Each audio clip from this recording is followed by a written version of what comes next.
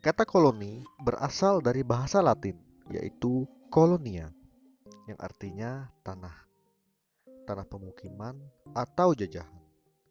Namun, secara konseptual, kolonialisme adalah penjajahan atau penguasaan terhadap suatu daerah dan suatu bangsa oleh bangsa lainnya.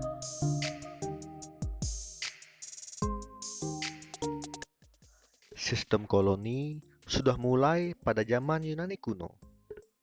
Kolonial modern mulai tumbuh pada abad ke-16 karena adanya penemuan besar yang dilakukan oleh para pedagang bangsa barat atau Eropa. Kemudian pada abad ke-19 merupakan puncak perkembangan kolonialisme karena hampir seluruh wilayah kawasan benua Afrika dikuasai oleh bangsa-bangsa barat.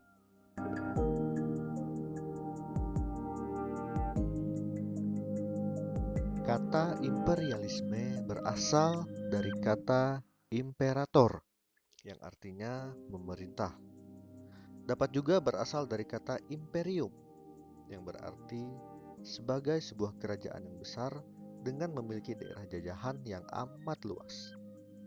Namun, secara umum, pengertian imperialisme adalah suatu sistem penjajahan langsung dari suatu negara terhadap negara lainnya dan dilakukan dengan membentuk pemerintahan jajahan atau dengan menanamkan pengaruh pada semua bidang kehidupan di daerah jajahan tersebut.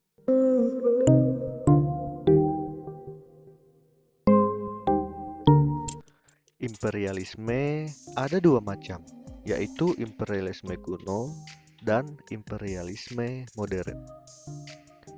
Imperialisme kuno yaitu imperialisme yang berlangsung sebelum terjadinya revolusi industri dengan tujuan adalah mencapai kejayaan atau glory dan memiliki kekayaan atau gold dan menyebarkan agama atau gospel. Sedangkan imperialisme modern yaitu imperialisme yang berlangsung setelah revolusi industri dan disebabkan oleh keinginan negara penjajah mengembangkan perekonomiannya.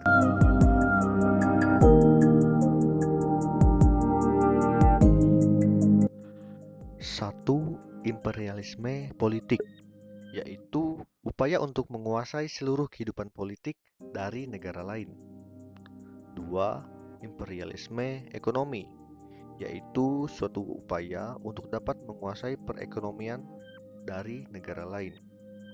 Yang ketiga, imperialisme kebudayaan, yaitu suatu upaya untuk menguasai mentalitas dan jiwa dari bangsa tersebut dengan cara mengubahnya agar kebudayaan negaranya masuk jajahan.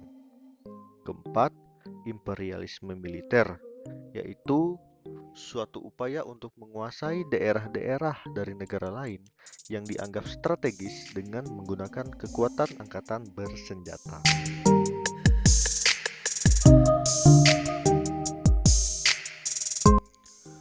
Akibatnya adalah negara imperialis menjadi pusat kekayaan, sedangkan negara jajahan terus bertambah miskin dan hasil-hasil industri dipasarkan ke semua daerah jajahan.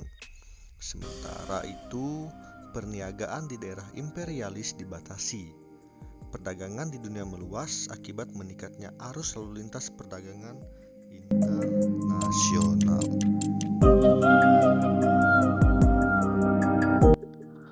Kaum imperialis dapat hidup mewah dan lebih maju, sedangkan rakyat jajahan serba kekurangan dan semakin suram. Kekuasaan tertinggi ada pada kaum imperialis dan terjadi eropanisasi kebudayaan, yaitu kebudayaan penduduk digeser dan dipengaruhi oleh kebudayaan-kebudayaan Eropa.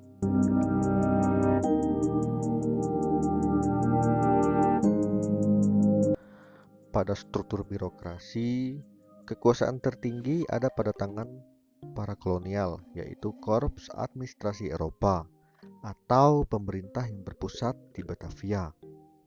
Sedangkan para pemimpin formal tradisional, dalam hal ini adalah raja dan bangsawan, ini yang bertindak sebagai penguasa daerah sudah tidak memadai lagi. Dan pada saat itu, tenaga yang diperlukan oleh Belanda adalah tenaga terlatih dan terdidik dalam berbagai jenis kegiatan. Pelebaran birokrasi terus berjalan dengan cepat karena meluasnya tuntutan desentralisasi baik antara Hindia Belanda dengan negeri induk, antara pemerintah Batavia dengan daerah, maupun antara orang Belanda dengan orang-orang pribumi.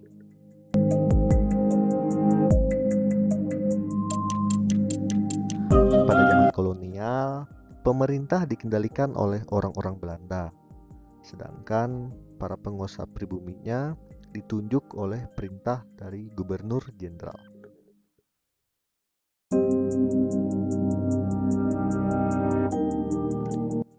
Hukum yang dibuat oleh Belanda pada saat itu adalah membentuk kitab undang-undang hukum untuk kaum pribumi yang terdapat dua aliran, yaitu yang pertama, hendak menundukkan orang-orang Indonesia kepada hukum Eropa. Yang kedua, membuat kitab undang-undang tersendiri untuk orang Indonesia dengan mempertimbangkan hukum adat.